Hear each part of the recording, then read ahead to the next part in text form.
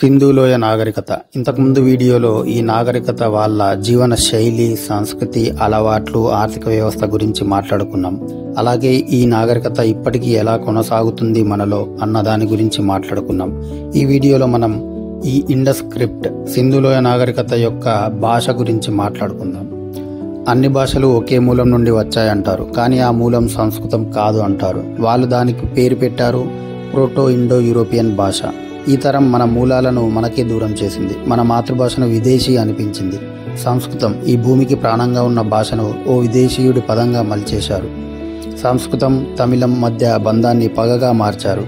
ఈ కుట్ర వెనుక ఉన్న నిజం అర్థం చేసుకోవాలంటే మనం వెనక్కి ప్రయాణించాలి. ఒక అబద్ధాన్ని నిజంగా మలిచిన చరిత్రకు తిరిగి వెళ్ళాలి. 1786 విలియం జోన్స్ అనే బ్రిటిష్ న్యాయమూర్తి సంస్కృతం, లాటిన్, గ్రీకు ఈ మూడు భాషల మధ్య అసాధారణమైన సామ్యాలను గమనించాడు. దీంతోనే మొదలైంది ఒక సామూహిక మూల భాష ఉండి ఉంటుందేమో అనే సిద్ధాంతం. కానీ అసలు సమస్య ఏంటి అంటే ఆ భాషను ఎవరూ ఎప్పుడు మాట్లాడలేదు. ఎక్కడ రాసి ఉండదు, లిపి లేదు, శబ్దం లేదు, ఆధారం లేదు. కానీ ఏం చేశారు? ఒక ఊహాజనిత భాషను సృష్టించారు. పేరు పెట్టారు ప్రోటో ఇండియన్ యూరోపియన్ లాంగ్వేజ్ అని. ఇదే భాషను సంస్కృతం కన్నా పైకి ఉంచారు. ఇది ఏకంగా ఆర్యన్ ఆక్రమణ సిద్ధాంతాన్ని, ఆర్యన్ ఇన్వేషన్ థియరీకి పునాదిగా మారింది. అయితే సంస్కృతం అంటే యూరోపియన్స్కి భయం, వాళ్ళ అహంకారానికి షాక్. ఎందుకు అంటే సంస్కృతం లాటిన్ కన్నా పాతది, గ్రీక్ కన్నా సంక్లిష్టమైనది, విజ్ఞానంలో ముందుంది. పాణిని 2500 ఏళ్ల క్రితమే సూత్రాత్మక వ్యాకరణాన్ని రూపొందించాడు. ఇది ఆధునిక భాషా శాస్త్రాన్ని మించిపోయింది. ఇది అంగీకరించగలరా? వాళ్ళ ప్రపంచ దృక్పథంలో నాగరికత పశ్చిమ నుండి తూర్పుకు వెళ్ళాలి, కానీ ఇక్కడ తూర్పే ఆధునికతకు మూలం. అందుకే సంస్కృతాన్ని విదేశీ భాషగా మలచాల్సి వచ్చింది. భాషని చీల్చేశారు, దక్షిణం ఉత్తరాన్ని విభజించారు. ఆర్యులు ఉత్తరం నుండి వచ్చారు, సంస్కృతాన్ని తెచ్చారు. దక్షిణ భారతీయులు, ద్రవిడులు వేరే జాతి, సంస్కృతంతో సంబంధం లేదు అని ఒక భావన తీసుకొచ్చింది రాబర్ట్ కాల్డ్వెల్ అనే మిషనరీ. 1856లో ద్రవిడియన్ రేస్ అనే పదం వేసినవాడు. దీనివల్ల మీరు హిందువులు కాదు, సంస్కృతం మిమ్మల్ని అణిచింది అనే ఒక కొత్త సిద్ధాంతాన్ని విస్తరించారు. ఇది కన్వర్షన్స్ కోసం, విభజన కోసం కొలోనియల్ వ్యూహం భాగం. భారతీయులారా, ఇప్పటి వరకు మీరు విన్న ప్రతి సిద్ధాంతాన్ని మర్చిపోండి, ఎందుకంటే ఇది భారత చరిత్రలో ఒక సంచలనకరమైన మలుపు. ఇలా ఏళ్లుగా మనకు నేర్పించబడింది సంస్కృతం విదేశీ భాష అని, హిందూ ధర్మం భారతదేశానికి బయట నుండి వచ్చిందని. కానీ ఇప్పుడు ఒక సాధారణ ఆడియన్స్, ఇంజనీరింగ్ విద్యార్థి తనంతట తానే క్రిప్టోగ్రఫీ ఆధారంగా చేసిన పరిశోధనతో ఈ కథను పూర్తిగా తిరగరాశాడు. ఈ వీడియోలో మనం చూస్తున్నది హరప్పా నాగరికతకు చెందిన సరస్వతి సింధు లిపిని విజయవంతంగా డిసిఫర్ చేసిన యజ్ఞవేదం భరత్రావు అనే పరిశోధకుడి అద్భుతమైన ప్రయాణం. వేలాది సంవత్సరాలుగా చదువుతున్న శిలాశాసనాల మీద తెలుగులో, తమిళంలో, ఇతర ద్రవిడ భాషలలో ఉండవచ్చు అన్న ఊహలు ఉన్నాయి. కానీ భరత్రావు ఆధారంగా నిరూపించింది ఏంటంటే ఇవి సంస్కృత భాషలోనే ఉన్నాయి అని. తమిళం మరియు సంస్కృతం శత్రు భాషలు కావు, అవి శతాబ్దాల తరబడి కలిసి ప్రయాణించాయి. వారు వేద సంప్రదాయాన్ని గౌరవించాడు. చోళులు, పల్లవులు ఇద్దరు భాషలకు సమాన ప్రోత్సాహం ఇచ్చారు. ఆల్వార్లు, నయనార్లు తమ భక్తి పద్యాలను ద్రవిడ వేదంగా పిలిచారు, ఎదురు కాకుండా తోడుగా పిలిచారు. అయితే దానిని అంటే ఈ రెండు భాషలను విడగొట్టింది బ్రిటిష్ మిషనరీ తత్వం. అయితే భరత్రావు మొదట తమిళం, తర్వాత ఇండో ఇరానియన్ వంటి ఇతర భాషలపైన పరిశీలన చేసినా చివరికి సంస్కృతమే సరిపోతుందని నిర్ధారణకు వచ్చాడు. హరప్పా నాగరికత వాళ్ళు కేవలం రాతిపై కాదు, ఇతర పదార్థాలపై కూడా రాస్తూ ఉండేవారు. వారు వాడిన పదార్థాలు భుర్జ పత్రాలు, తాళపత్రాలు 100 ఏళ్లు నిలిచేవి. కానీ మన ఉపఖండ వాతావరణంలో అవి తరిగిపోవడం సహజం. కాబట్టి వారు పదే మళ్ళీ రాసేవారు. ఇలా కొన్ని తరాల తర్వాత అసలు వచనాలు కనబడకుండా పోయాయి, కానీ శిలలపై చెక్కినవి మాత్రమే మిగిలిపోయాయి.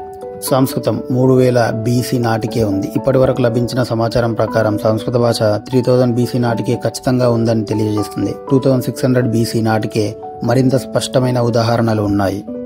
హరప్పా నాగరికత నుంచి ఇప్పటి వరకు భారత నాగరికతలో ఎలాంటి విరామం లేదు. నాగరికత పరంగా ఇది నిరాటంకంగా కొనసాగుతూ ఉన్న నాగరికత.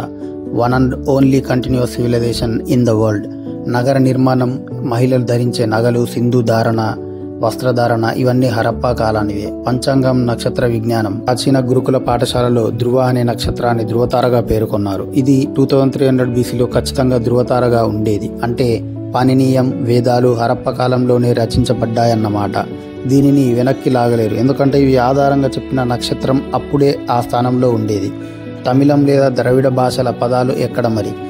ఇప్పటి వరకు ద్రవిడ భాషలో ఒక్కటంటే ఒక్క పదం కూడా ఇండస్ స్క్రిప్ట్ లోపల కనబడలేదు. మిగతా ప్రాంతాల బ్రాహ్మీ శాసనాలు కూడా సంస్కృత పదాలతో నిండి ఉంది. అంటే సంస్కృతం మాట్లాడే ప్రజలు దక్షిణాదిలో కూడా ఉన్నారు అని. అతను తొలుత భావించింది ఇది వేద సంస్కృతికి సరిహద్దుల్లో ఉన్న సంస్కృతి అయి ఉండవచ్చు అని.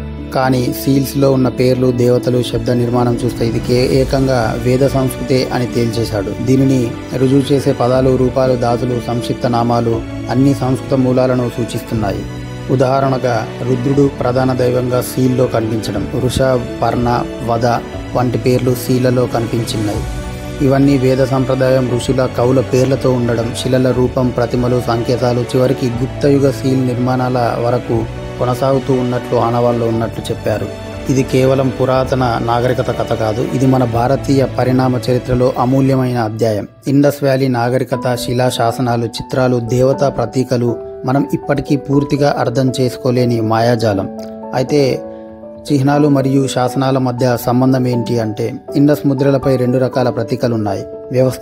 వ్యవస్థాపిత చిహ్నాలు అంటే యూనికాన్, సంస్థలు లేదా పాలకుల గుర్తులు ఇలాంటివి. నరేటివ్ సీన్స్, పురాణ కథల ఆధారంగా రూపొందించబడిన చిత్రాలు. పశుపతి ముద్ర, ఆశమాన్ అనే పదం, ఇది రుద్రుడికి సంబంధించిన శబ్దం.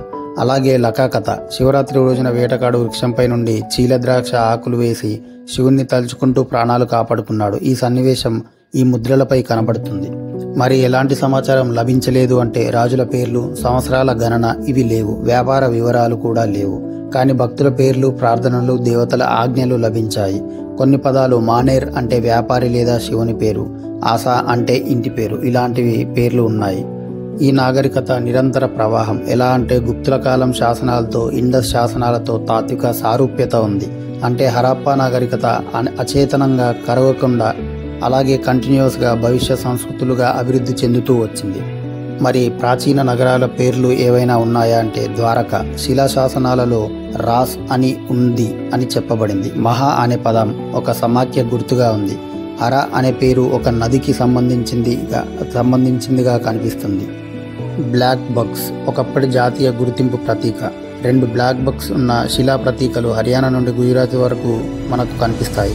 మానవ ధర్మంలో ఆర్యవర్తం అంటే 2 బ్లాక్ బక్స్ ఉండే భూమి, యజ్ఞానికి యోగ్యమైన భూమి.